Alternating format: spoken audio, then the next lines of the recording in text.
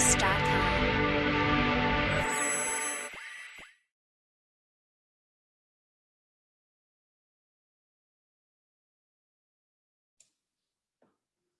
Okay, students, now we are going to start with the ionic equilibrium.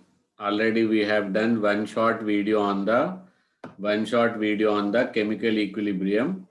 If you have not gone through that before this, it is very important because entire ionic equilibrium depends on the chemical equilibrium. Okay, and the best way of studying is go through the slides, take a screenshot of them, and peacefully sit and write in your notebook for future purpose. Okay, so if you have not done the chemical equilibrium, then you may feel difficulty in understanding this topic. Okay, so I hope all of you have done and remember the all formulas which will be utilized as a base for the ionic equilibrium. Okay, and this chapter also, now you should in the first go, what you should do, you should understand the concept. Then after that, take the screenshots and write it in your notebook peacefully. Okay, but because while attending the class, while going through the lecture, if you are making the notes, sometimes you may miss the points. Okay, so let's start with the today's topic, ionic equilibrium. Okay, so daily at least half an hour to 1 hour revision is must on the theory topic, which will directly reflect in your performance in the uh, solving the numericals. Okay, or solving the concept based questions. Now here comes the first topic, which is most neglected, but once it is being utilized, people start asking about the doubts. Okay, so electrolytes, people are in wrong impression that we are in the electrochemistry chapter. No, okay, actually ionic equilibrium is related to the ions, and ions you will find in the electrolytic conductors. There are two types of conductors, metallic conductor and electrolytic conductor. Okay, so conductors are divided into two types. Conductors are divided into two types, metallic and electrolytic.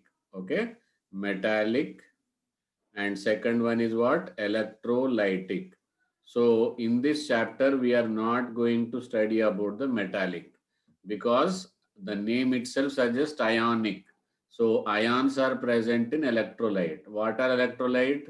The substance which shows the good conductivity only in molten or aqueous state due to flow of ions. Okay, in metallic conductor, molten or aqueous state is not required. It will start showing the conductivity just in the solid state also. Okay, but in electrolyte they required to be converted into molten or aqueous state, then only it will enable the free flow of ions. Okay, now metallic conductor conductivity is due to flow of electrons. In electrolytic conductors, it is due to flow of ions.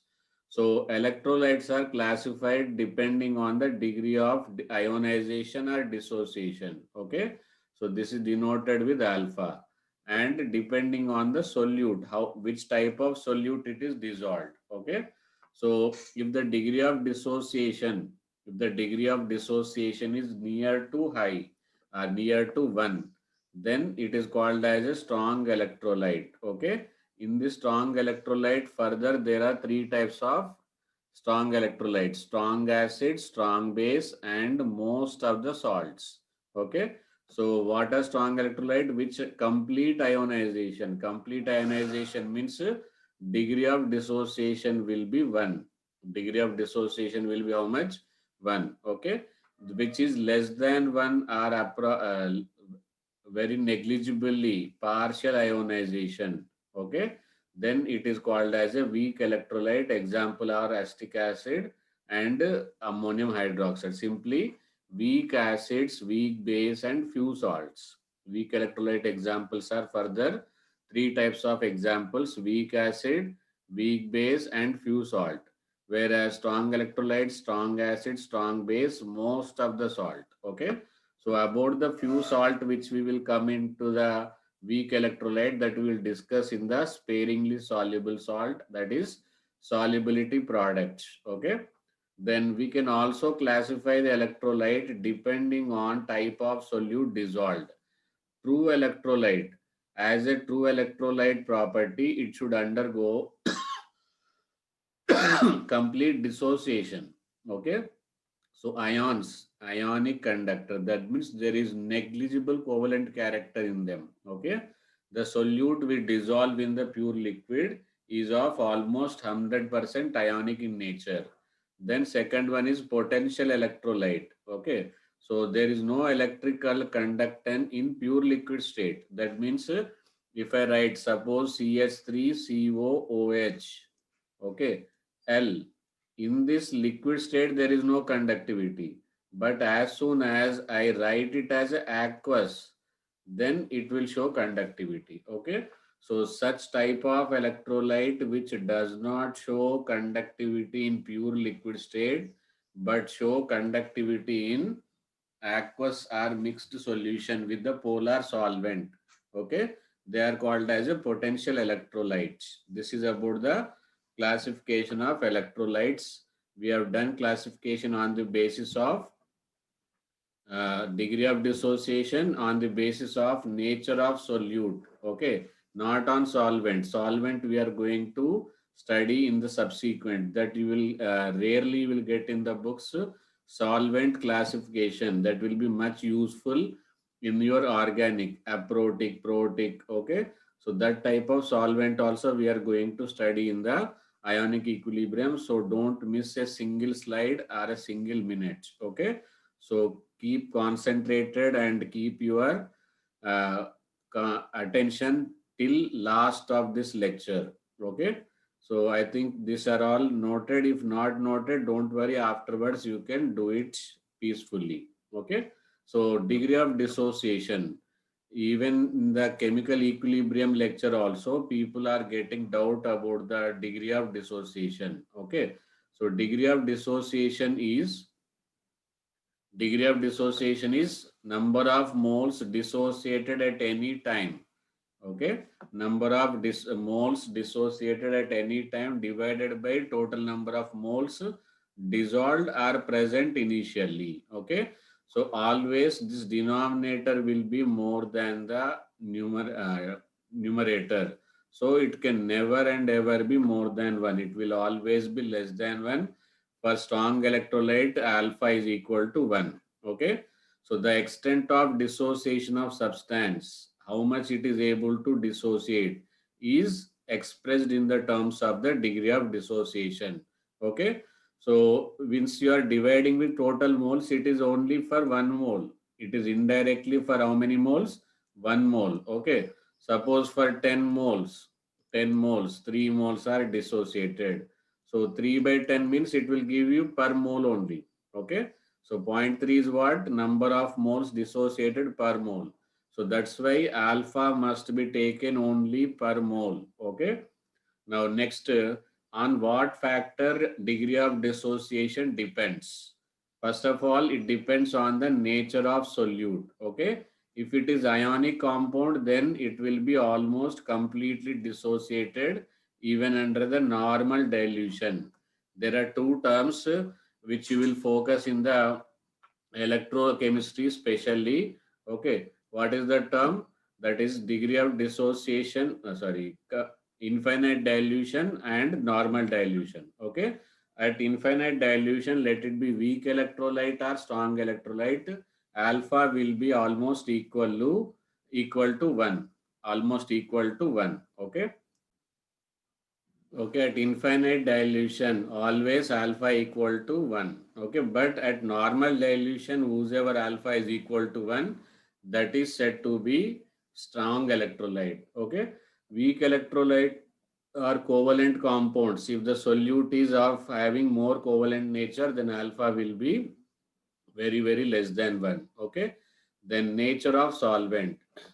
Okay, so solvent value, actually solute you can keep the same, but if you change the solvent, still there is a change in the alpha value. Okay, so if dielectric constant of the solvent is high, then degree of dissociation will be more.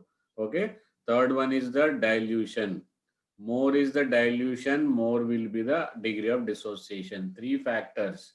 For the solute, ionic nature must be more. For the solvent, dielectric constant must be more, and dilution must be heavy. That means solute quantity should be less, solvent quantity should be more. These are the three factors which will affect about the degree of dissociation. Okay. So let's see the next one. So next is the temperature. Okay. So temperature, extent of dissociation of weak electrolyte increases with increase in temperature. Next one is degree of addition of another species. Okay. So this we will see in the common ion effect. Sometimes when you add another electrolyte having one of the common ion are related to our solute, that will reduce the degree of dissociation. That is what we call it as a common ion effect. Okay, total how many factors? Five factor. Solute must be ionic, solvent must have dielectric constant high, and dilution must be more high temperature. And don't add anything which is having one common ion which will degrade the solubility. Okay, these are the five factors. I think it is clear to all of you now. Okay, now let's see the next one. So like this from basic to every topic will be covered. So have patience till the last. You have to maintain your interest and continuity. So Oswald dilution law. Okay. Oswald dilution law. This is an application of law of mass action. Okay. But we are applying for what? Weak electrolyte in the equilibria. Okay. So HA plus H2O reversible H3O plus A minus. Okay. So this is simple derivation, but for those students, those who could not make a notes in the initial classes, for them this is the derivation will be handy. Okay. So finally, what we got, if it is 1 mole, then 1 minus alpha. Let us take C mole per liter. Then we will, what we will do, we will multiply it here. C into 1 minus alpha, H plus will be C alpha, A minus will be C alpha. So once I started substituting here in the equilibrium constant, Kc is equal to concentration of H plus into concentration of A minus divided by concentration of Ha. Okay. So in place of H plus, I will write C alpha divided by C into 1 minus alpha. Okay. So this C and C will be cancelled as I am not taking water concentration. Okay. So this Kc will be treated as a Ka. Ka is what? Dissociation constant. So finally what I will get? C alpha square upon 1 minus alpha. Okay. This is what you must and should use. But to reduce the burden of calculation, sometimes you can neglect the denominator. What is the denominator? Alpha. 1 minus alpha can be taken as almost 1 because alpha is less than, very less than 1. Okay. So this is about the derivation of Ka value. Let us see in the printed format. Okay, this is what Ka is equal to C alpha square. And if you neglect the 1 minus alpha is equal to, take it as a 1, then it will be Ka is equal to C alpha square and alpha is equal to square root of Ka upon C. And this is very important. One question was there related to volume. Okay. So actually concentration is equal to number of moles per liter. But if they give 1 mole in 2 liter, so 1 by 2, that means volume will be in the numerator. So square root of Ka into V, where V is the volume in liter containing 1 mole of electrolyte. Okay. So whatever the previous exam questions are there, wherever students have done mistake based upon this, these slides or notes are made. So it will be useful and it will automatically reduce your mistakes because these are made from the mistakes of the previous students. Okay. So let us see the next limitations. The limitations of the This law is first, it is applicable only for Oswald dilution law. Limitations of Oswald dilution law is that it is applicable only for weak electrolyte. Okay, we cannot use it for the strong electrolyte because they don't lie in the equilibrium. Equilibrium is found only in strong weak electrolyte, not in strong electrolyte. And alpha is determined by the conductivity applying. Okay, so for strong electrolyte, what we will do, we will use this method that we'll study in the electrochemistry. Okay, so the law is based upon notion that only a portion of the electrolyte is dissociated into ions, but it is applicable only at normal dilution.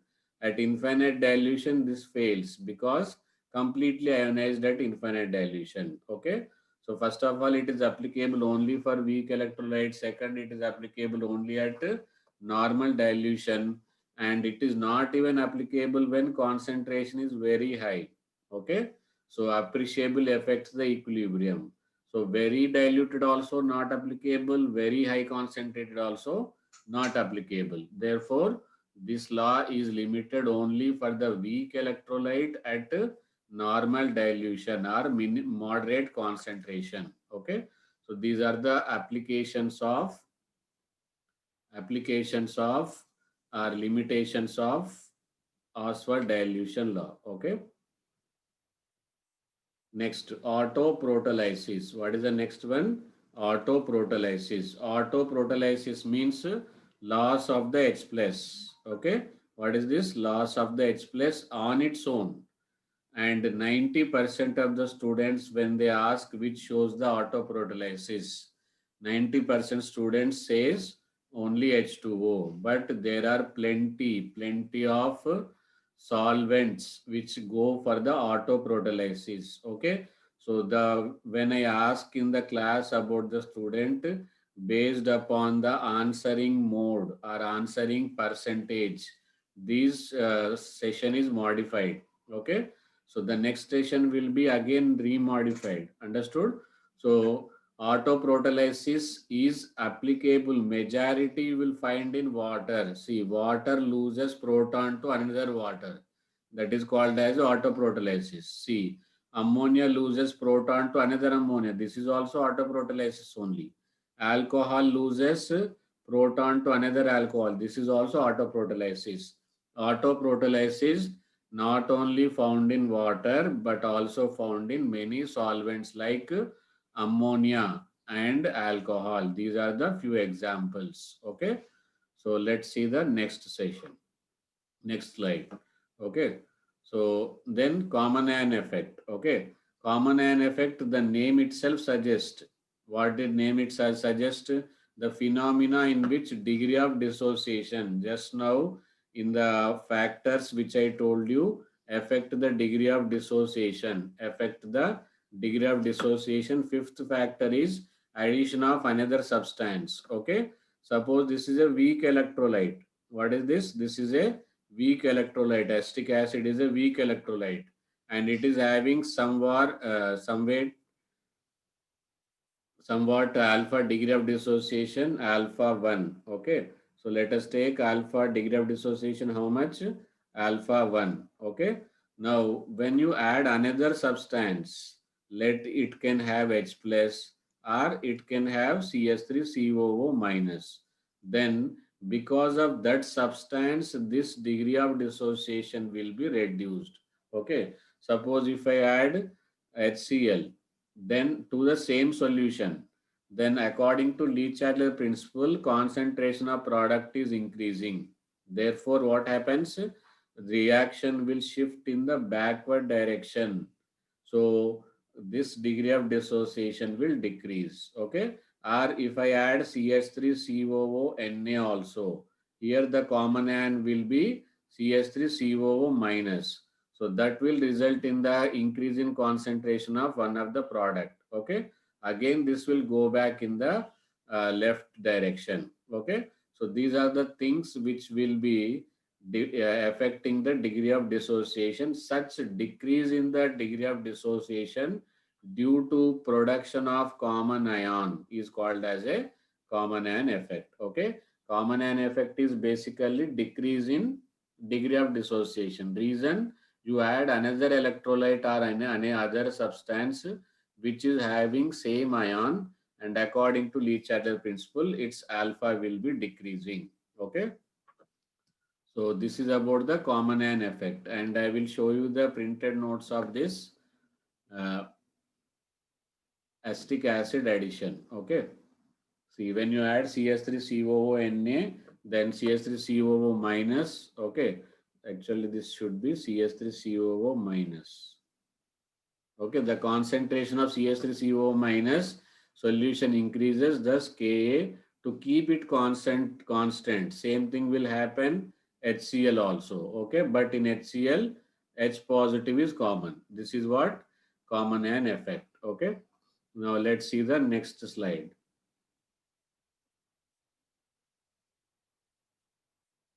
Next, actually that common ion effect is a part of the solubility product.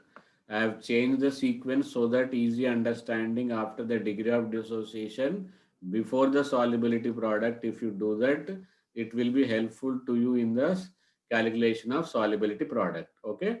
When a solute is added gradually, when a solute is added gradually to a solvent at particular temperature, there comes a point where no more solute can be dissolved. If you keep on dissolving the solute, and at certain point of time, it will say enough. Now I cannot add, I cannot get any more solute into my solvent. So that is called as a saturated solution. Okay. So saturated solution means the solute, further addition of solute will not dissolve, it will start precipitating. Okay. So in that saturated solution, so whatever the extra added, let us take, this is the container. What is this? This is a container, and this is the solute dissolved. Okay. And this is the solute undissolved. This is the solute undissolved. Okay. How you will come to know whether it is solution saturated or not? By the undissolved solute only. So then there will be always a contact between the undissolved solute and dissolved solute. Okay. So there will be interchange between them. Okay. It is not that by mistake it is dissolved, it will remain dissolved for lifetime. No, it will come back to the ground state or in the sedimented. These particle will go for a time. Okay. After that, this will get a chance. Everyone will get a chance to take a rest as a precipitate, and everybody will get a chance to roam around in the solvent. Is it understood? So constant at a given amount of particular solvent at definite temperature. So let us take AXBY is a solute. So here X can be anything, Y can be any integer like Al2O3.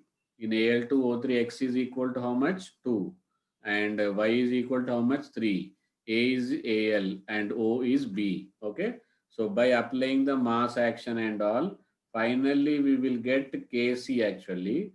Now that this value will be almost constant because it is applicable for sparingly soluble salt. Okay.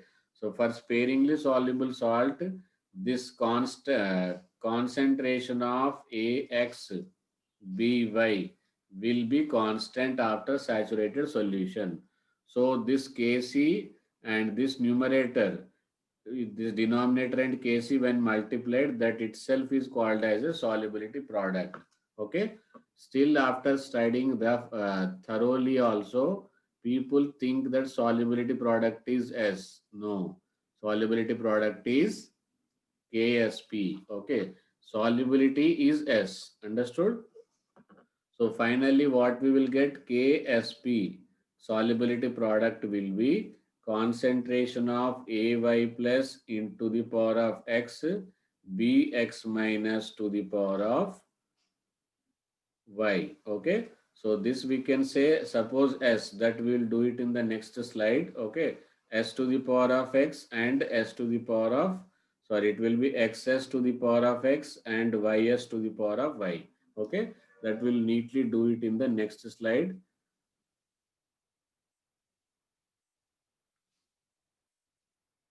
Okay, see, this is what Ax By is constant. By substituting what we got Ksp. Okay, final answer for Ksp. This is the final answer which we will use it here. Okay, so Ksp is equal to concentration of Ay plus to the power of x into bx minus to the power of y. This is Ksp. Okay. Now, solubility product is defined as from this mathematical expression only we can explain. Defined as product of concentration of ions. Concentration of ions raised to the power equal to number of times. Okay. So, this is the number of times. Okay. That occur in the equation representing dissociation. This will be coefficient in the dissociated equation. This will be coefficient in the dissociated equation. Okay, that is what the Ksp definition. So this is about the Ksp. Okay, Ksp solubility product. In the next slide, what we are going to do is we are going to find the relation between the solubility product in terms of the solubility. In terms of what? Solubility. That is what the main requirement, main questions will be you are getting on this only. Okay. So here Ax By. So if solubility of this salt, okay, is S, solubility of this salt is X, then it will be X into S. This will be Y into S. Okay. Now here I have substituted here and I got Ksp is equal to xs to the power of x, ys to the power of y. So all s terms can be clubbed together, then s to the power of x plus y and x to the power of x into y to the power of y. Okay. So this is about the relationship between Ksp and S. Okay. And I will give you the one clarification which people have doubt in their mind. Solubility units always will be fixed. Okay. What are those units? Mole per liter. Solubility will be always in mole per liter. Sometimes they will manage you, they will make you to attempt it wrong by converting into gram per liter. Okay. So they will give you in gram per liter, but as a good, obedient, smart, knowledgeable student, you should immediately convert into mole per liter. Okay. So how you can convert a solubility in gram per liter into mole per liter? That is the question of the time. Okay. Okay, here you will divide it gram per liter to mole per liter. Then simply by dividing this with the molecular mass, you will get mole per liter. Understood? So always you should be very cautious about the units. Okay, but Ksp units will be keep on changing because Ksp units will be s to the power of x plus y. So what is x, what is y, we don't know. It will keep changing according to the solute. Okay, solute stoichiometry, not even directly on the solute. Okay, so let us see the next.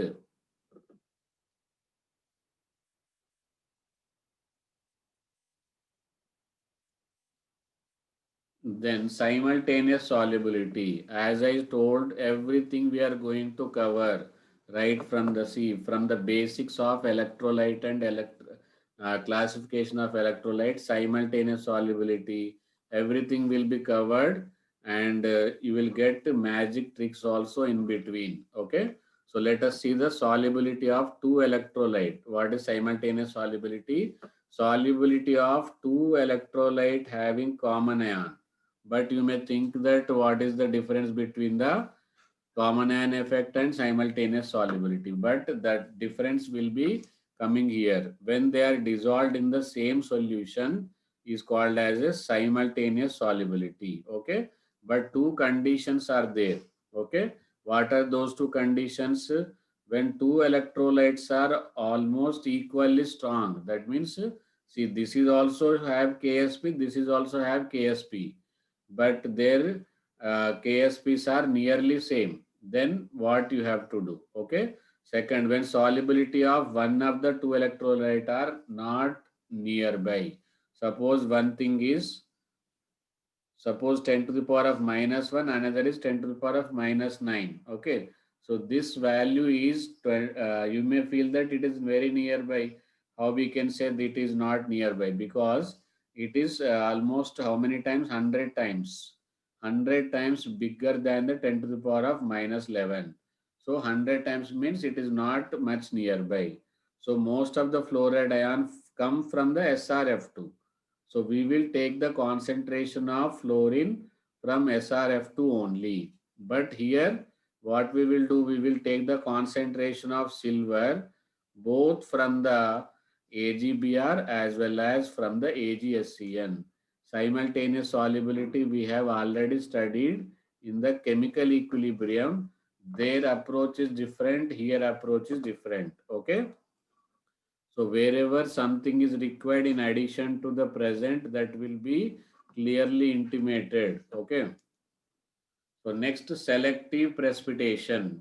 Selective precipitation. How many of you are aware in the previous lectures or from the books what is selective precipitation? Okay. So here you will get a clear idea. So selective precipitation is the phenomena of involving precipitation of sparingly soluble species one by one on addition of precipitating agent. Okay. Suppose we have CaCl2 and BaCl2 and we are selected to precipitate the barium.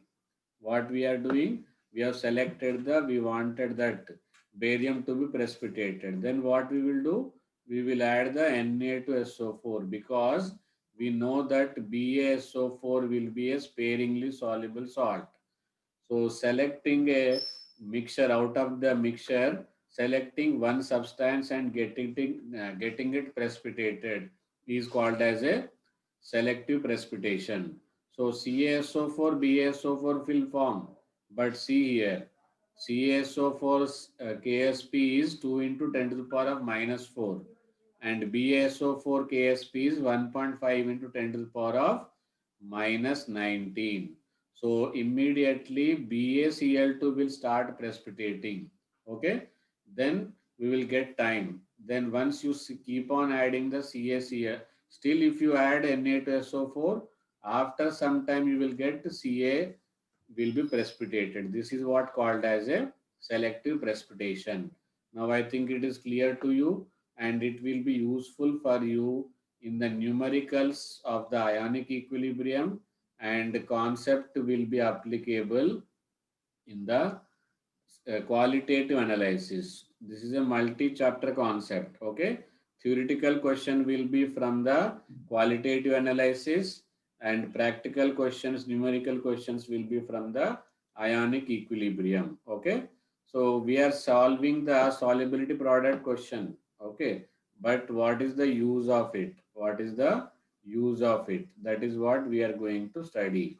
Solubility product uses. Okay.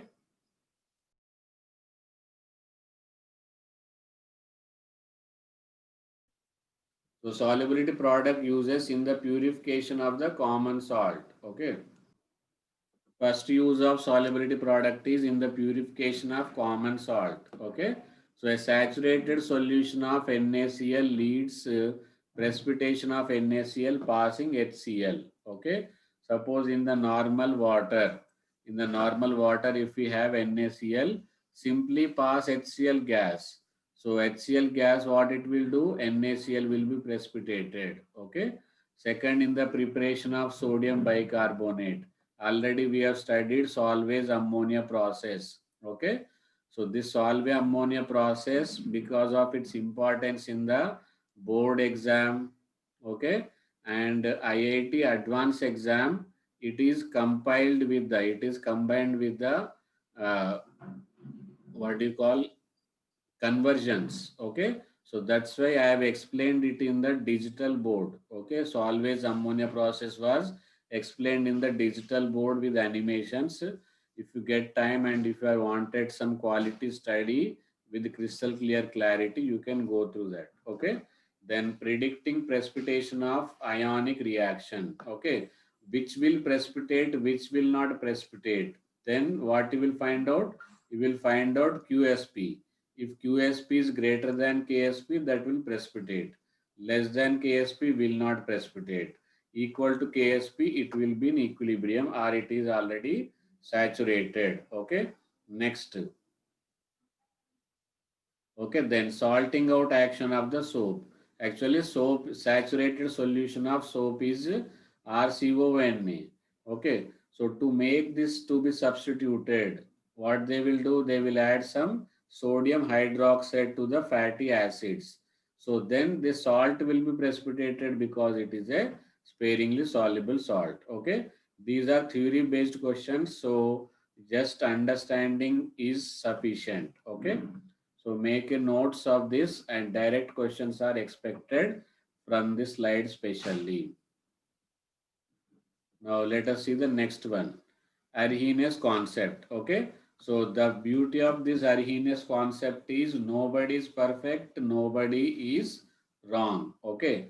All concepts are correct, but all concepts are incomplete also. Okay. Somebody will follow, some acids will follow Arrhenius concept, some acids will follow what do you call Bronsted concept, some acids will follow Lewis concept. So you have to, because of their inability, what you have to do, you have to study all of them and use them at the appropriate places. So once you are perfect in Arrhenius concept, it does not mean that you are perfect in all acid base identification. No, okay. So Arrhenius concept got some limitation. That limitation also we are going to study so that board exam people also should be able to write 3 marks question. Okay, these slides are made accordingly for exams in the board exam to the advanced exam. Okay, widely covered as per the all patterns. Okay, Arrhenius acid is a substance which furnishes H plus in aqueous solution. Okay, like HCl gives H plus in the aqueous solution. Acetic acid gives H plus in the aqueous solution. Whereas Arrhenius base is a substance which furnishes OH minus in the aqueous solution. NaOH, NH4OH. So strength of acid or base depends on the tendency. If it got strong tendency to furnish H plus, then it is called strong acid. If it got strong tendency to furnish OH minus, it is strong base. Okay. So water is a amphoteric. Okay. Water is amphoteric because it is able to give both H plus and OH minus. So according to acid definition also it is following. According to base definition also it is following, which follows the both definition. It is called as a amphoteric. Okay, and I'm happy to say that we are going to cover not only type of salt, we are going to cover type of oxides also, types of solvents also. Okay, so which you will find in the books in the different chapter, different areas. Okay, but utilized in this chapter. Neutralization of acid is according to Arrhenius concept is addition of H plus from the acid, OH from the base to form water. Okay. Then limitation, even after so much wonderful explanation about the 90% of acid bases, still it is limited. What is that? It fails to explain behavior of acid base in non-aqueous. Until unless you don't test in the water, it is not able to give you the result. What is must? Water is must for testing the acid base character. Next, it fails to explain the neutralization reaction giving rise. See here there is no water formation. Here there is no water formation, but he says that water must form during the neutralization. Okay. Then it fails to explain some substances which never contain H plus, never give H plus, never give OH minus, still they are called as acid and base. Okay. And next one, it fails to explain the fact that H plus ion in water exists as H3O positive. He said H plus will exist, but practically it is seen that it exists as a H3O plus. These are the limitations of Arrhenius concept. This will be direct question in the board examination or in advanced examination, more than one correct. Which of the following are limitations? Like that, the topic will be same, the way of asking question will be different. Okay. Next concept is Bronsted concept. Next concept is what? Bronsted concept. So Bronsted concept is related to the conjugate acid base concept. Which concept? Conjugate acid base concept. So conjugate acid base concept, according to Bronsted, the substance which is proton donor, indirectly it is H plus only, but the way of saying and word is changed. Yeah, Arrhenius said H plus, he said proton, but proton is not differ from the H plus. Okay, proton donor is Bronsted acid, proton acceptor is Bronsted base. This is what changed. And there was a question so many times, all Bronsted bases like that I have given in the next session also. Okay, the strength of the acid or base depends upon the tendency to donate and accept. For base, accepting tendency is measured. For acid, donating tendency is measured. Okay. And here also water is amphoteric because it donates as well as accepts. Okay. So, okay. So H2O plus H2O reversible OH minus plus H3O plus. Then proton donated by acid is not capable of separate existence. Always solvated. Okay. So like this H plus, this was a limitation of Arrhenius concept. So that Arrhenius concept limitation is fulfilled here. He said according to Arrhenius, proton will be coming out, but it will not move freely. It will immediately join with the water available. So it will form the H3O plus. Okay. So that limitation also over, and many substances like ammonia. Ammonia is a base, but according to Arrhenius, OH was not there. So according to him, it is accepting H plus, that's why it is base. So somewhat better than the Arrhenius concept, but it is still incomplete only. Okay. So what are the incomplete, what are the drawbacks in the Bronsted concept that we are going to see in the next slide. Okay. So next slide, limitations of, see, you will find a gradual decremental in the limitations. You found many limitations in the Arrhenius concept, but you find here very less limitations. Okay. First of all, this class, still what are the limitations? It fails to explain behavior of acid base in non-aqueous. Still that is there. Okay. This was a common limitation between the Arrhenius concept and Bronsted concept. Okay. As well as neutralization. There are many substances which does not have coordinate covalent bond. Okay. So here BF3 and NF3 molecule will be there. Okay. Which does not involve any loss of proton and gain of proton. Okay. So this is a board question. All Arrhenius acid are also Bronsted acid, but all Arrhenius bases are not Bronsted bases. Okay. The explanation, I think all of you are aware, just it is given in the board exam writing. Okay. The wording you should use this. Understood? So next.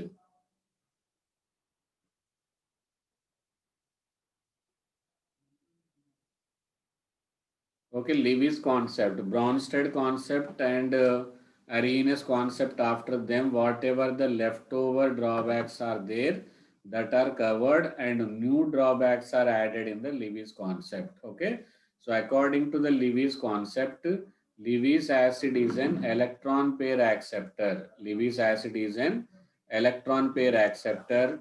Levy's base is electron pair donor. Levy's base is what? Electron pair donor. Acid base reaction takes place when they shares electron pair. In the Bronsted acid base theory, there is a transfer of H plus and between the acid and base. In the Arrhenius concept, there is a exchange of H plus and OH minus. Here, it is based upon the electron pair. Okay. The process is called neutralization simply, a coordination. Okay. In the Arrhenius concept, formation of water. And in the Bronsted concept, transfer of H plus. In the Lewis concept, neutralization is coordinate complex. Okay. So those limitation, this was the limitation of which concept? Okay, good. This is the limitation of Bronsted concept. Okay. So this was explained by the Lewis, but new drawbacks have came up. Okay. It is able to minimize the drawbacks of the previous concept, but it generated new drawbacks. What are those new drawbacks? We are going to see it now.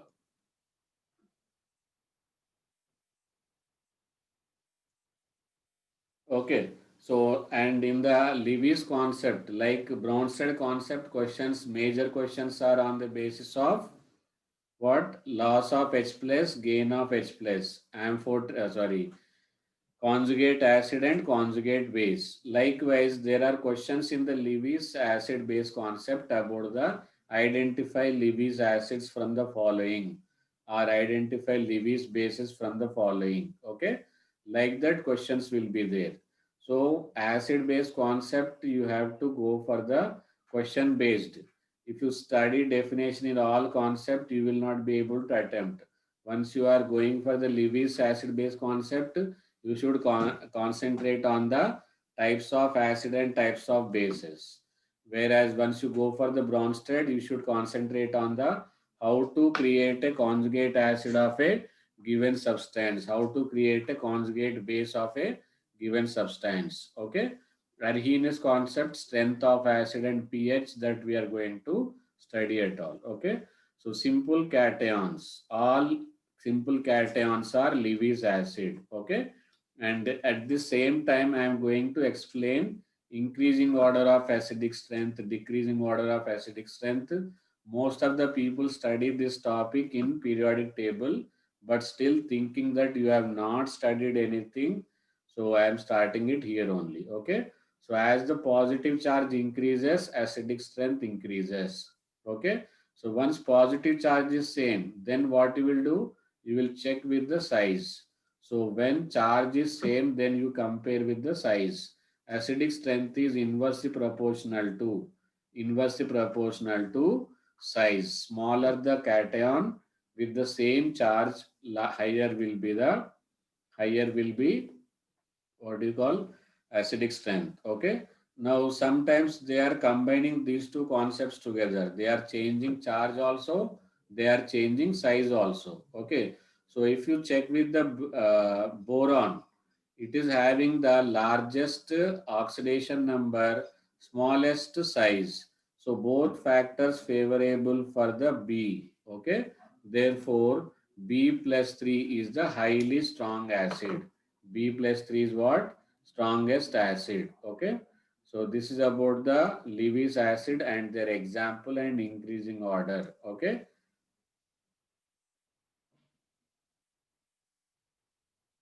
Next, another example of the Lewis acid is compound with incomplete octet.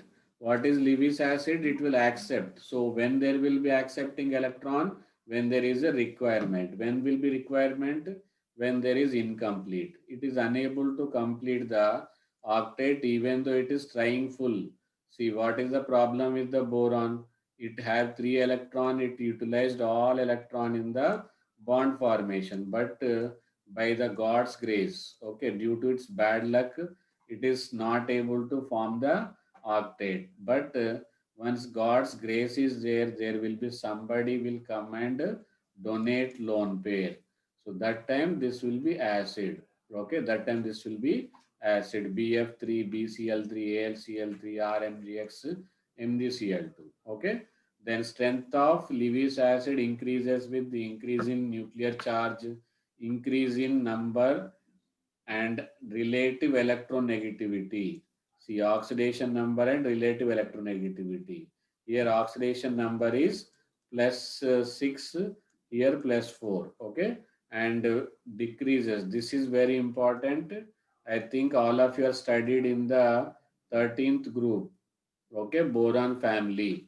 This is what some exceptional variation. Okay, exceptional variation is explained on the with the help of which concept? So this is explained with the help of the back bonding. It is exception, does not mean that there is no reason.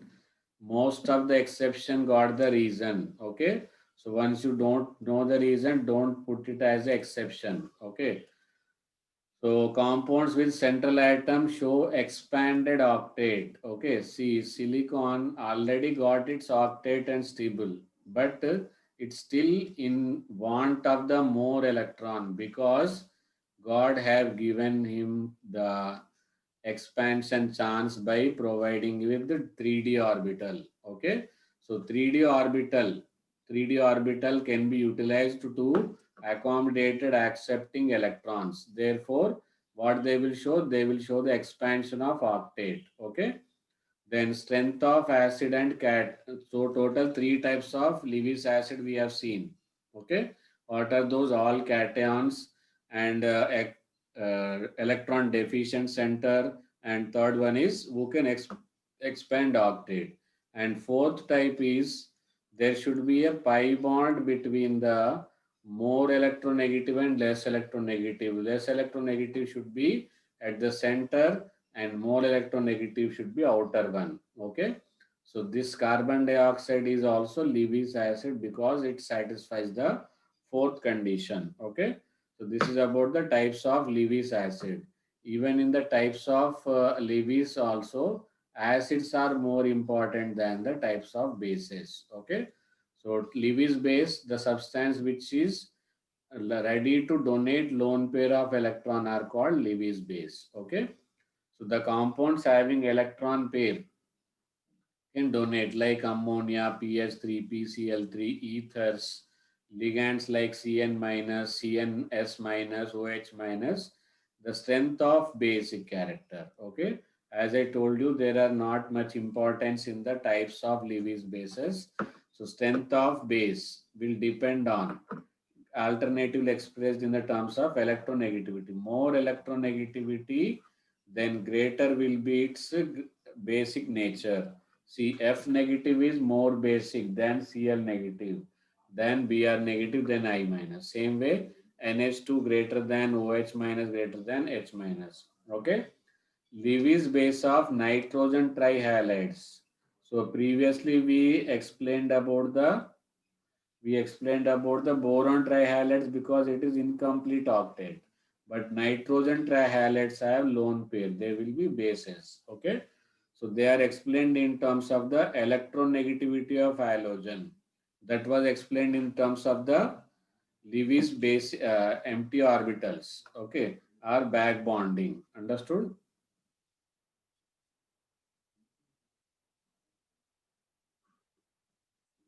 Okay, next types of limitations of Lewis concept. Okay, first of all, see, as I told you, it is able to minimize the drawbacks, but still it could not, it could create, so it could create the more limitations. Okay, new limitations. It does not explain whatever it was explained by the Arrhenius. Okay, and it does not predict the magnitude of relative strength. In the Arrhenius concept, we can compare the acidic strength by the help of the H plus donating tendency, furnishing tendency, OH minus furnishing tendency.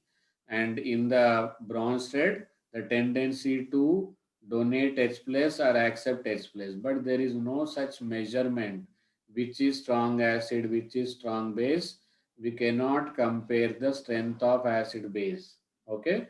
It cannot explain the Arrhenius acid and it specially general approach for coordination compound, not coordination reaction, because acid base reactions are very fast. Okay, so but coordination reactions are very slow. Okay, so that part also he could not explain.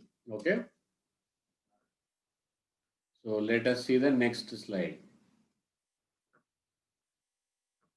next one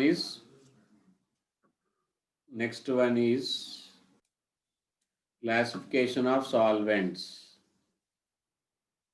Okay, so classification of solvent, protophilic. Okay, so in the chemistry, once you read the sentence or read the word by separating, protophilic. Philic means attracting, proto means proton.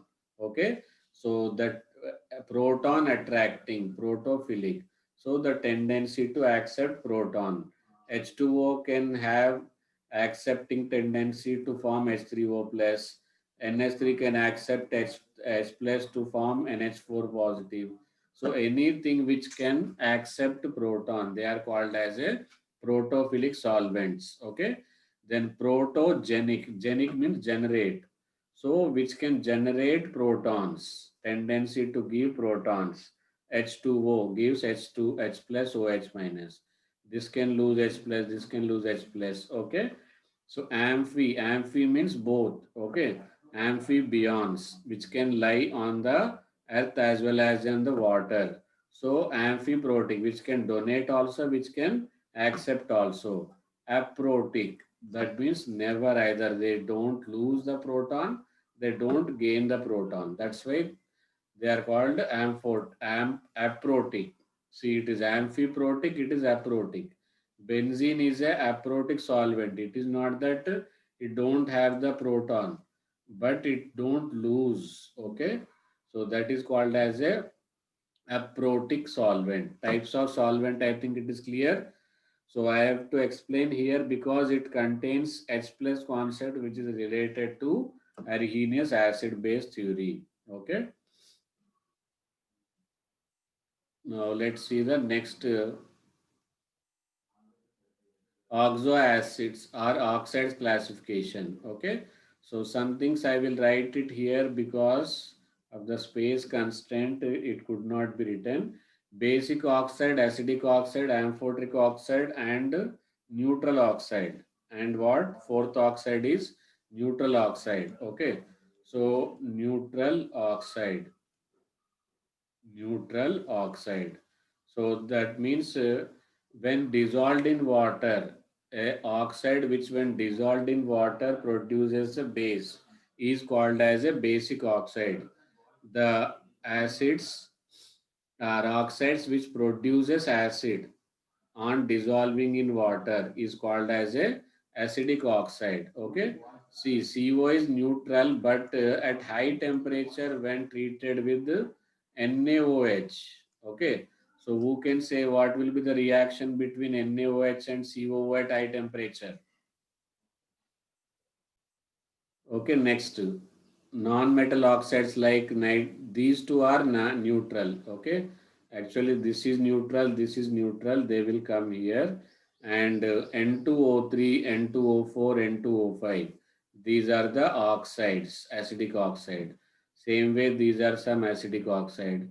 Amphoteric means which can act, which can react with acid and which can react with base. Okay, so zinc oxide, Al2O3, beryllium oxide, SNO. These are all metal oxides only, but still they are amphoteric. And non-metalloid oxide, As2O3 is also amphoteric. Okay. Next, relative strength. Relative strength, we have to go for the two types of method. How many types of method? Two types of methods. Okay. What are the two types of methods? The ratio of strength of acid as relative strength. Relative strength is equal to strength of acid 1 divided by strength of acid 2. Okay. So for weak acids, relative strength of weak acid can be derived as follows. Okay, so and people are forgetting and making mistake. This square root they are forgetting. Okay, you put a star mark in your notes so that this mistake you should not do. Okay, relative strength of acid and base when you are finding from the when you find out from the uh, e- what do you call acidic constant, okay, dissociation constant of acid. Directly if it is alpha and C is given, no problem. C and alpha is given, no square root is required, okay. But in terms of the dissociation constant, especially these type of questions are, they are asking in the recent 2 to 3 times in the 1 or 2 shifts successively asked. They are giving the dissociation constant and asking the relative strength. So answer was 2, but without square root they have got it as a 4. So integer type you will not come to know whether it is correct or not until unless original answer sheet comes out and realize your mistake. Okay.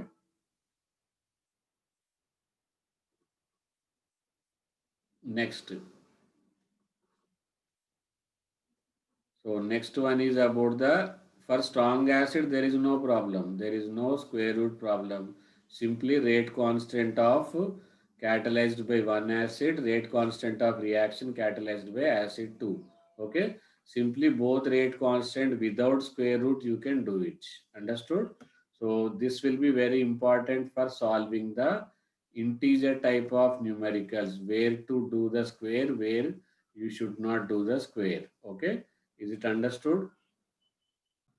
Okay, next topic is classification of salt. Okay, there are divided into total uh, few types A, B, C. Further, A, B, C is further divided into A, simple salt. Okay, what is simple salt? And there is a difference between simple salt and normal salt. Okay, the salt formed by neutralization process between acid and base is called as a simple salt. Okay, so normal salt, salt formed by loss of all possible protons like H2SO4. Got all possible protons will be 2.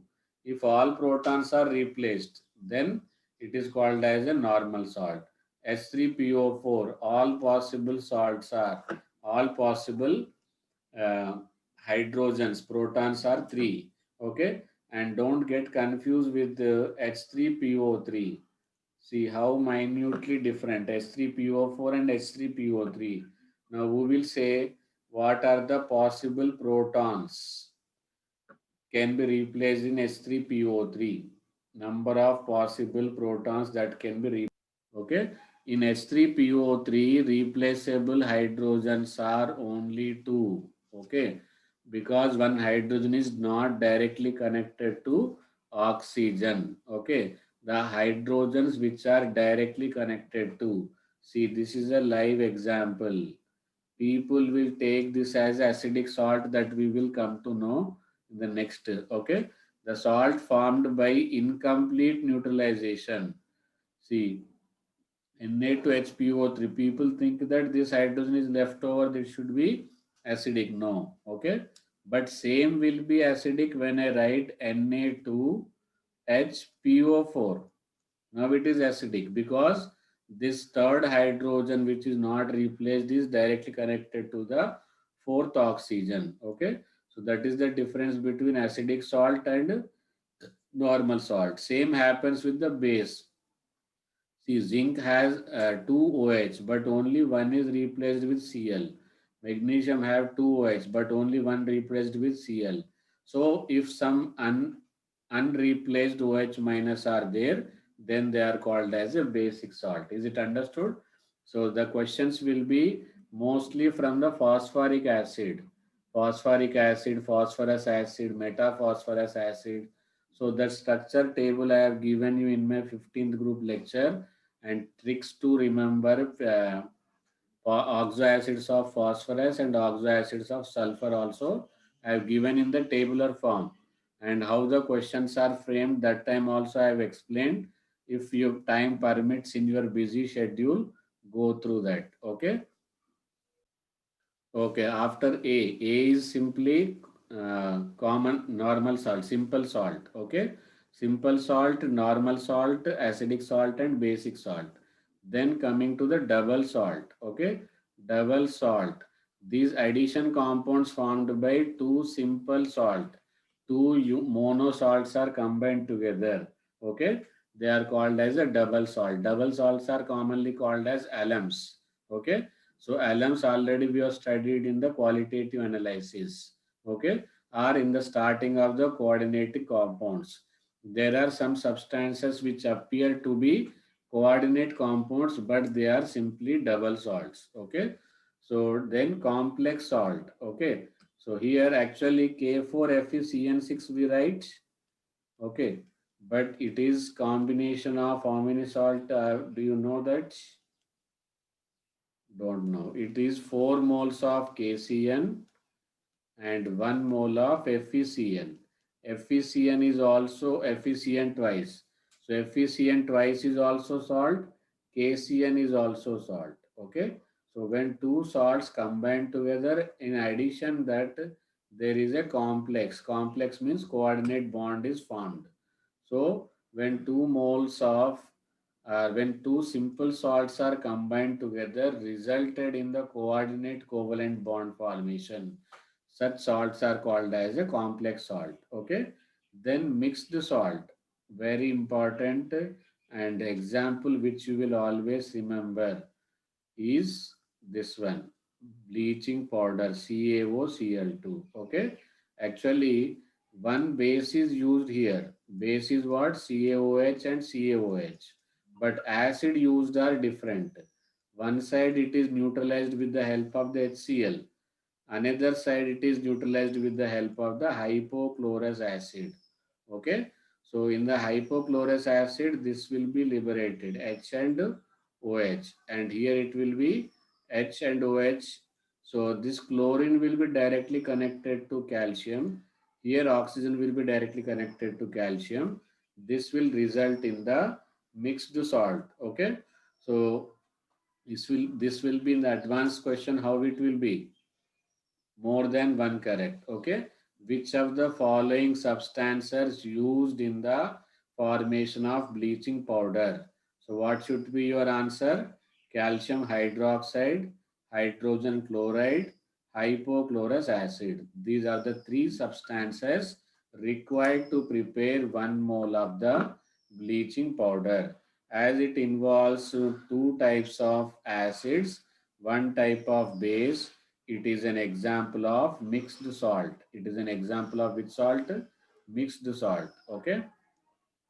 So now let us see the next one. pH scale. Next topic is what? pH scale. Okay.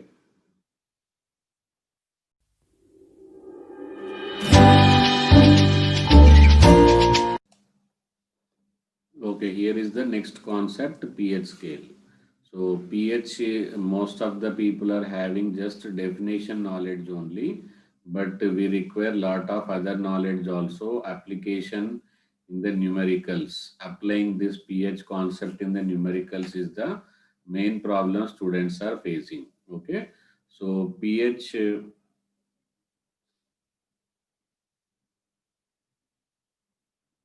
Okay, pH means power of the hydrogen ion concentration. P means power of the hydrogen ion concentration. Same way, we will get another term POH, power of the OH ion concentration, power of the OH minus ion concentration.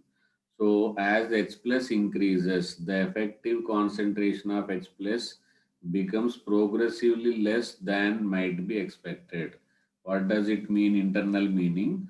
Suppose if I change the concentration from 1 to 10, okay, from 10 to 20, this much effect will not be there. That effect you will find in the 1 to 10, okay. That is what called as a logarithmic increase. What it is called as a logarithmic increase because of this increased interionic attraction of higher concentration. Once your concentration is increases, then attraction force also will increase. Therefore, the considerable increase will not be there. Okay. So the more precise for definition of pH is simply negative log of H plus. Okay, where H plus is a hydrogen ion concentration or effective hydrogen ion concentration. It is just obtained by concentration of H plus suitable activity coefficient. Okay. So this approach one for the very dilute solution, but smaller as the concentration increases. Okay. This is about the pH scale, and we will learn something about the same. Okay. So let us see the next slide. Very important topic, don't miss it. Now, in the pH scale, from the dissociation, H2O is dissociating into the H plus and OH minus at 25 degrees Celsius. This is applicable at what temperature? At 25 degrees Celsius. It is giving H plus and OH minus. So here this product is called as a ionic product of water, and Kw is equal to H plus into OH minus, that is 10 to the power of minus 14. How much it will be? 10 to the power of minus 14. This is an experimentally determined value at the 25 degrees Celsius. When this temperature increases, this Kw value also will increase. Increase in the sense it will not become minus 15. It will become minus 13 or 10 to the power of minus 12 likewise. Okay. So once this value is becoming minus 13 and minus 14, nowadays we are using 1 to 14. pH scale is at 1 to 14, but it is applicable only at the 25 degrees Celsius. Once temperature increased, then this value will keep on decreases. So Kw value also will decrease. That means 10 to the power of minus 12 will be Kw value. Okay, accordingly pH scale range will decrease. Okay, so if you take pure water means so there is nothing added to it. H plus concentration will be exactly equal to OH minus concentration. So that means in this place what I can write in place of the OH minus also I can write H plus. Therefore H plus concentration will be 10 to the power of minus 7. OH concentration also will be 10 to the power of minus 7 only. Okay. So once both are same, that means it is neutral. Whereas suppose if you add H plus, if you add H plus, automatically H plus concentration will increase, but there will be decremental in the OH minus concentration. So if H plus concentration increases, that is 10 to the power of minus 7. When I apply the negative log, that pH will be less than 7. Okay. Suppose if I say 10 to the power of minus 6 and 10 to the power of minus 7. 10 to the power of minus 6 is greater value. So its pH will be lesser value. pH here it will be 6. Here pH will be 7. So once pH is 7, so pH will be less than 7 once it is acidic. Same way, if the solution is basic, H plus concentration will be less less than the 10 to the power of minus 7, then pH will be greater than 7. pH will be greater than 7. Okay. Same way, if it is 10 to the power of minus 7, then pH will be 7 and it is neutral. Okay. So 7 and above, at 7 it is neutral, above 7 it will be base, below 7 it will be acid. That is what the simple gist of this slide. Okay. So I think all of you noted this. Otherwise, you first try to understand the concept in the first go. After that, you can take the slides screenshot. Okay. And you can share it to your friends also. Like we have studied this topic in depth from the Whichchem YouTube channel. Okay. So that they can also be benefited. Understood? Now, the relationship between pH and acidic nature is not directly proportional, inversely proportional. Suppose we have two substances A and B, and its pH is 3, its pH is 6. So these are about the pH. So lower pH means stronger acid, higher pH means weaker acid. So pH and acidic nature is inverse. As the pH goes up, acidic nature decreases. So this is the first solving trick. Okay. So people think that better pH, better is the strong acid. No. Why it is? Because of the negative sign in the log. Okay. So there is log concentration of H plus. So when this value total increases, accordingly there will be decrease in the negative value. That means pH will decrease. Okay. Then pH of a mixture of two weak acid can be obtained as, suppose if you got two weak acid like formic acid, there was a question related to formic acid and acetic acid. You can refer my PYQ. Okay. previous year question video will be there. You can go through that. In the most of the chapters, I have done previous year questions. Okay. So through that question, you will get idea that how the questions will be framed on this topic. Understood? And is your level of preparation is correct or not? So this, if let us do weak acid, so its acidic dissociation constant is Ka1, its dissociation constant is Ka2, and its concentration is C1, and its concentration is C2. Then if both acids are weak, if both acids are too weak, then pKa will be 10 to the power minus 10 to or too dilute, then alternate formula can be. Okay. So once we say dilute, that means we should never forget to add H plus from the water. Okay. So this is the third and most important solving trick people are missing. Okay. First thing it is understood. Second thing it is understood. So three misconceptions are made into proper concept in this slide. Okay, so let us see the next slide. Okay, next, fourth and very important concept again, same as in the amphiprotic salt. Okay, so in amphiprotic, okay, a weak acid in water. Okay, so if C naught, that is concentration, is greater than 2500, then Ka, that is H plus concentration will be, okay, Ka1 into C naught Kw. Mostly Kw is insignificant and neglected. Okay. So when concentration of the acid is very, very, very less. Okay. So actually this is simply you can take it, need not to worry about this when it is diluted. Okay. Weak acid in water. Okay. So as the weak acid it is given, therefore, what happens? Its contribution of giving the H plus will decrease. So you can forget if the contribution of the acid is less. If the contribution of water is less, then you can neglect this one. Okay. You can neglect either of them depending on the situation. Okay. Then this is sometimes called as a Ostwald dilution law also. Okay. So total concentration of H plus and H3O plus in the mixture of weak acid and strong acid. Suppose one is weak acid, another is strong acid. So strong acid, let us take C2. So it will be count directly problem, no problem. And for weak acid, you will take like this. Okay.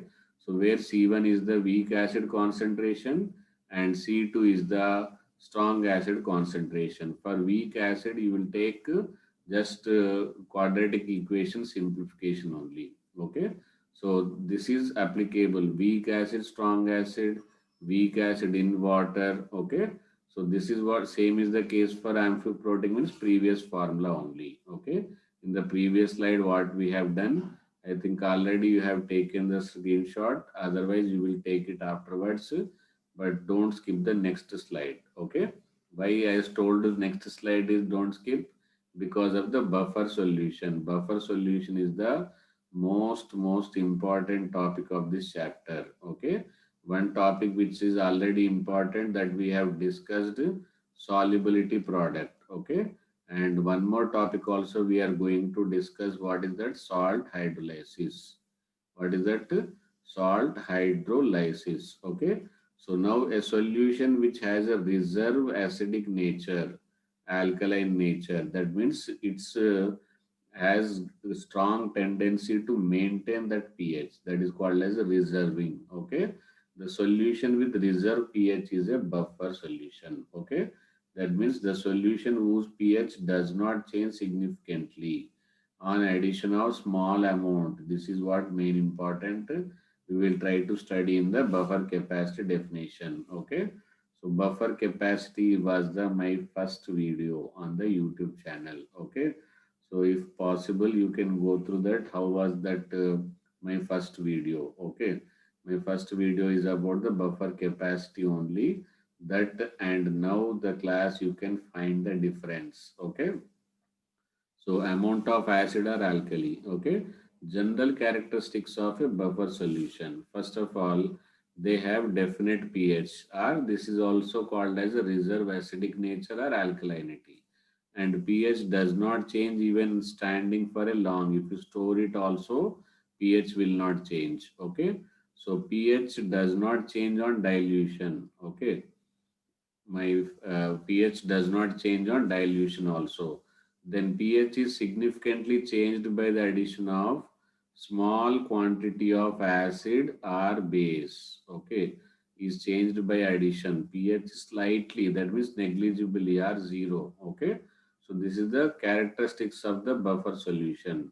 Nowadays theory questions are on the rise, so don't neglect these theory points. Okay, so let us see the next point. Okay, buffer solution. How to prepare buffer?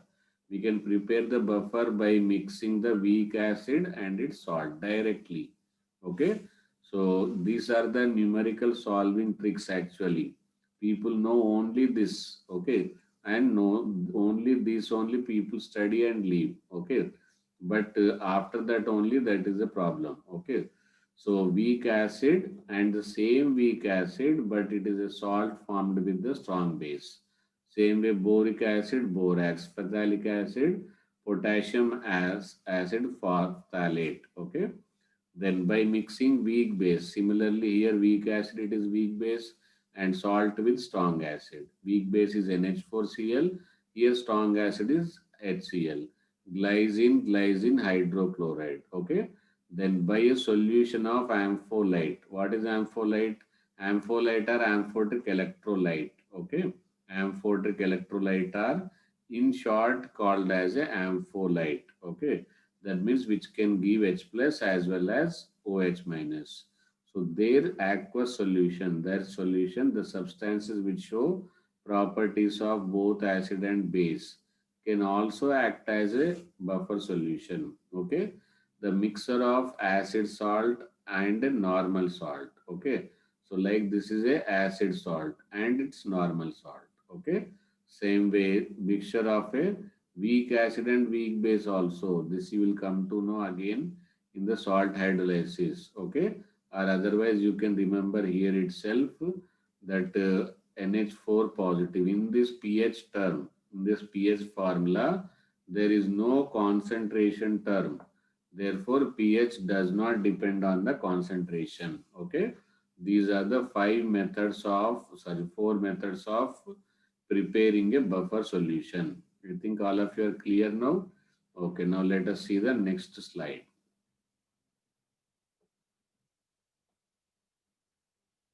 Okay, next for calculation purpose. These were the preparation purpose. Now it is for the calculation purpose. Okay, so for the calculation purpose, what you will do, you will use the Henderson equation. What equation? Henderson equation. Now pH of a buffer mixture. Okay, consider a pH of a buffer mixture like acidic buffer or basic buffer. Okay, actually there are buffers are basically divided into two types: simple buffer and mixed buffer. What is that? Simple buffer and mixed buffer. Okay, simple buffer already I told you, weak acid or weak base, salt of weak acid and weak base. Here mixed buffers are divided into two types. Okay, acidic buffer and basic buffer. Acidic buffer and basic buffer. These are the two types of buffer. Now applying the law of mass action, dissociation of equilibrium of HA. Okay, so in this concept, this is the weak acid. HA liberates H plus plus A minus and Na liberates Na plus plus A minus. So for this dissociation constant Ka is equal to H plus into A minus upon HA. Our intention is to find out pH. So I am taking the H plus this side, and on simplifying I will get final formula. Final formula is important. pH is equal to pKa plus log of conjugate acid upon base. Or this is conjugate acid means it is after a removal of H plus. Okay. So this is the buffer solution. Okay. Buffer solution, acidic buffer, Henderson equation. Now let's see the next slide. Okay, so similar formula, if you apply for the base, if you apply for the basic buffer, okay, This is what basic buffer. This is what basic buffer. Okay. So basic buffer is simply weak base and salt of the weak base with strong acid. Okay. Salt of the weak base with strong acid. Now this is the basic buffer Henderson equation. Okay.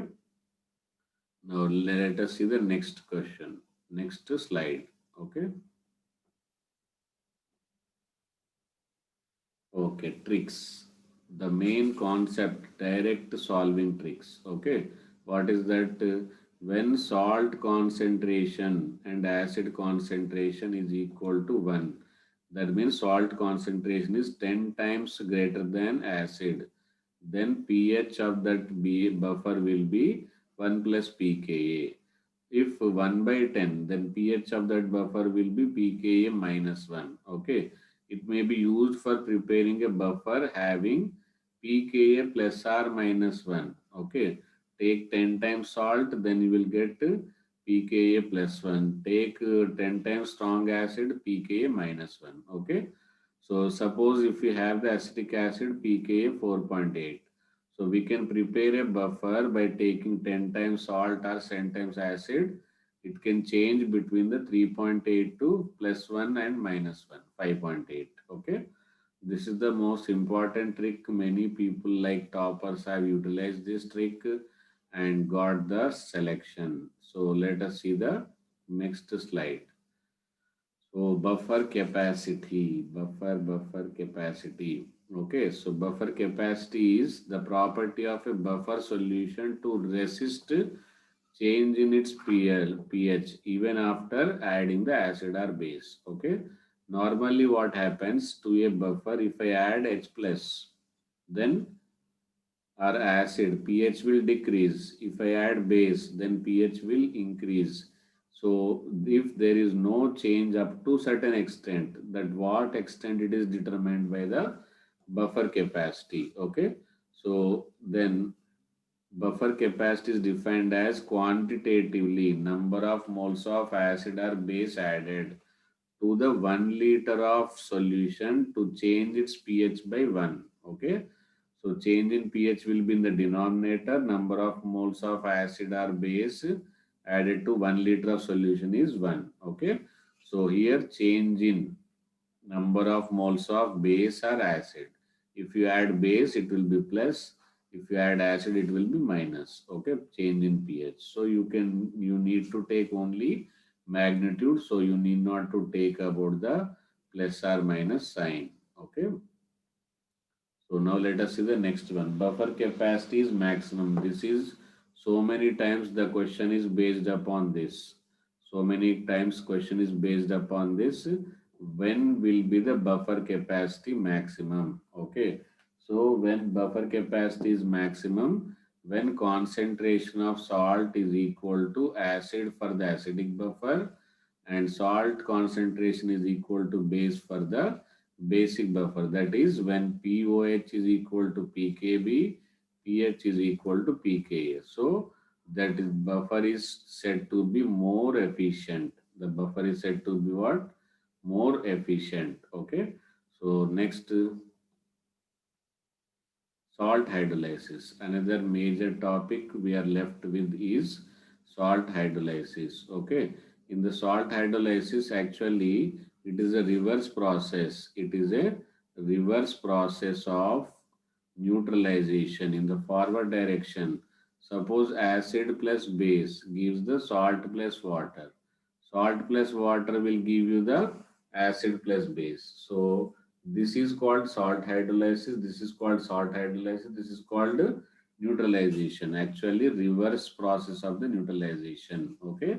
So the effect of dissolving salt which undergoes hydrolysis, which undergoes hydrolysis to break the water molecule to produce weak acid or weak base is called endothermic. Is always endothermic. Okay. So hydrolysis to produce weak acid or weak base or both is a endothermic. Hydrolysis is endothermic because neutralization is exothermic. That value is very fixed. When it is fixed, how much it is fixed, that we have done in the thermochemistry.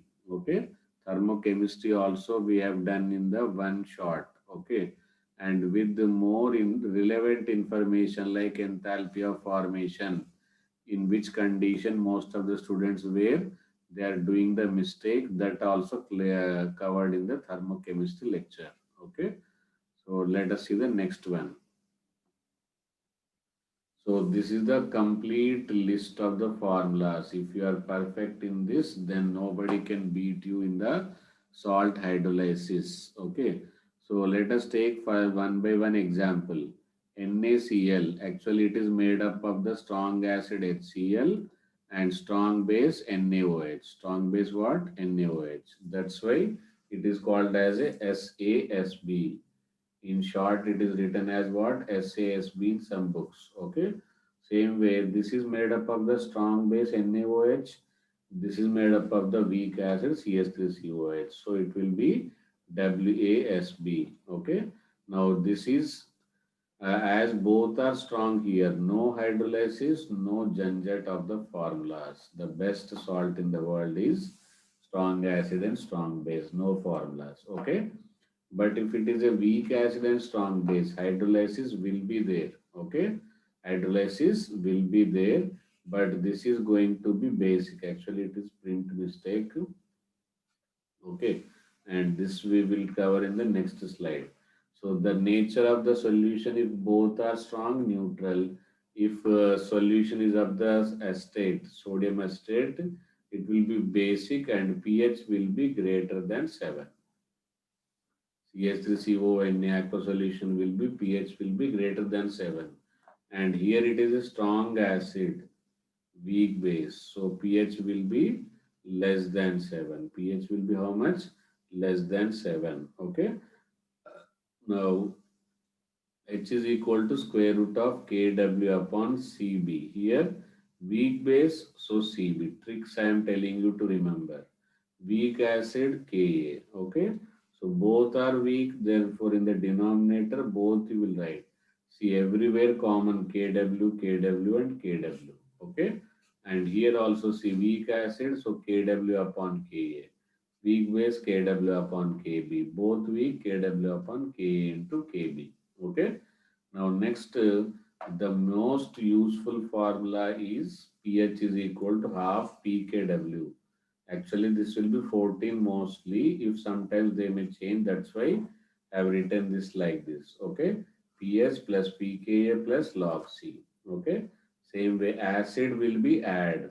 How to remember this? Acid add. Okay, so it is a acid and add memory trick. Okay. So what is this memory trick? In the acidic buffer, there will be addition of in the formula, and in the basic buffer minus subtraction. Okay. See here it is minus, here it is minus. And same way, see acid will be add, basic will be minus for the weak acid and weak base. Okay. Now let's see the next slide, which is about the weak acid and weak base. Okay. So if the salt is made up of the weak acid and weak base, then problem comes with the whether it is acid, base or neutral. So for that purpose only this table is made. If they both K and Kb are same, then only that type of salt will be neutral. If Ka of acid is more than the Kb of the base, then it is going to be acidic. If Ka is less than the Kb, then it is going to be basic. Okay.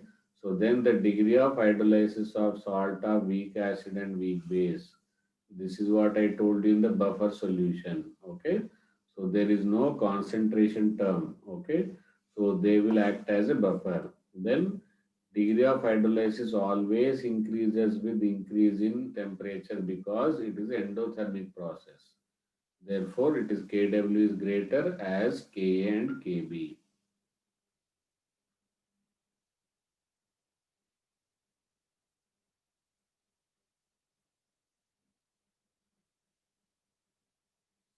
Now the very important, very difficult topic to identify. but this explanation will be definitely useful for you. Okay, all type of graphs including polybasic acid, multi, if it is like H3PO4, how to draw the graph with proper explanation I am explaining. So don't leave in between. And if you are new to this channel, subscribe and share it to your friends. Don't forget to give a like this video till now if not given. Okay. So first, what we are having HCl. Okay. So HCl added. Understood? So typical titration curve NaOH and HCl. That means initially we have NaOH. See here, if it is NaOH, pH will be very high. So once you keep on adding the HCl, that means acidic strength will keep on increases. There is a sharp steep curve. This steep curve you will find only when both are strong acid. Okay, so this steepness depends upon the strongness, and this total divided into two equal parts, so that midpoint is called as the equivalent point. Okay, end point is different, equivalence point is different. So this vary from the approximately 11, let us take, okay, from 11 to 3, okay. This is the equivalence point range. Now curve begins at a high pH. Why? Because it is a strong base, and at end with the low pH because it is resulting in strong acid, okay. There is a rapid change in pH near to. If you divide both of them clearly, then you will get equivalence point as a 7, okay. So this is the strong acid and strong base and studying of the graph with the reason. Let us see the another graph. Okay. Another graph of which type, that also I will tell you. So let us see the next slide. Now it is of the strong base and strong acid. Okay. So initially, so the curve begins at low pH. Why it is beginning at low pH? Curve begins at what? Low pH. Okay. See how you will come to know like this. And how you will come to know that what is added? To the acid, base is added. To the acid, what is added?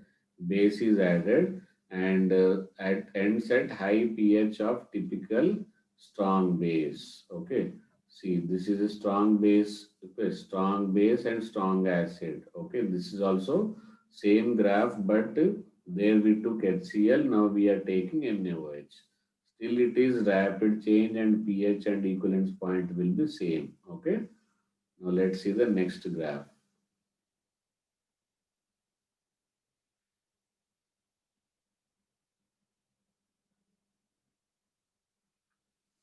Okay, now weak acid and strong base.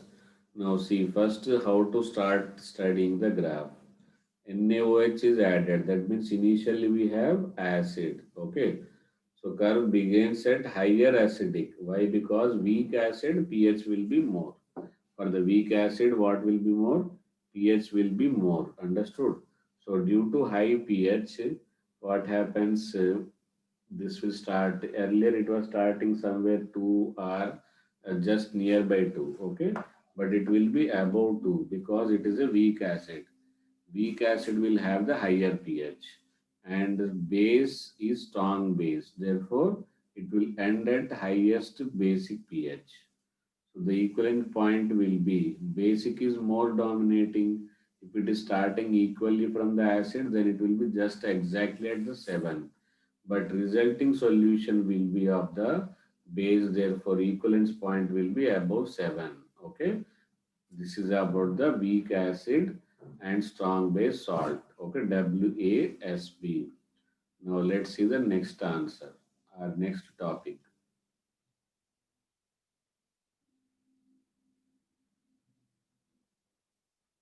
Okay, next topic is weak base and strong acid. Now what we are having initially, weak base. How I could come to know we are adding HCl? That means initially base is there. So base is there, that means pH will start above 7. Okay, and above 7, if it is a strong base, it will be nearby 14. But it is a weak base, it will not be nearby 14. It will be somewhere around 10 or 12. Okay, so and the resultant solution will be acidic. So equivalence point will be less than 7. Okay. So the pH change at equivalence point is similar to that of a strong base and weak acid. Okay. Therefore, you will find C equivalence point is below 7. pH equivalence point will be below 7. Okay. This is what written pH equivalence point will be less than 7. Understood? Now let us see the next slide.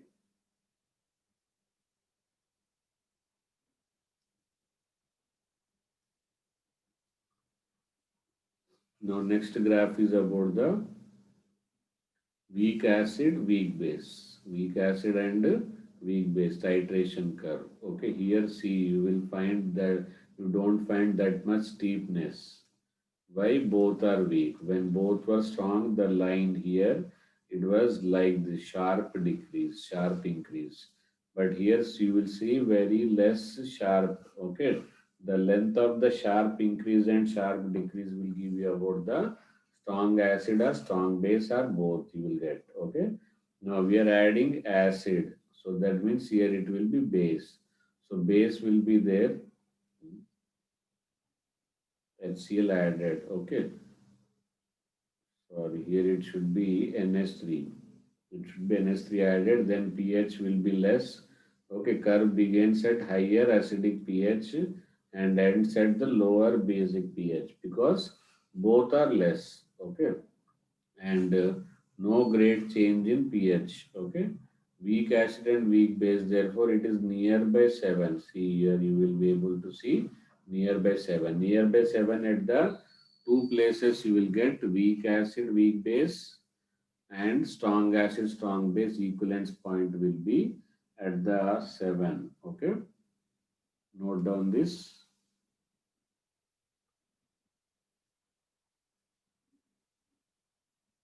Titration of a polyprotic acid. So we have acid, okay, and base will be titrant, that is base. So each and every time that H plus is suppressed, like H3PO4, okay, H3PO4 three times this will be equivalence point, okay. So for first H plus it is Ka1, second H plus Ka2, third H plus Ka3 will decide, okay. So at midpoint Ha2 minus is equal to A3 minus. At midpoint to Ha minus is equal to Ha2.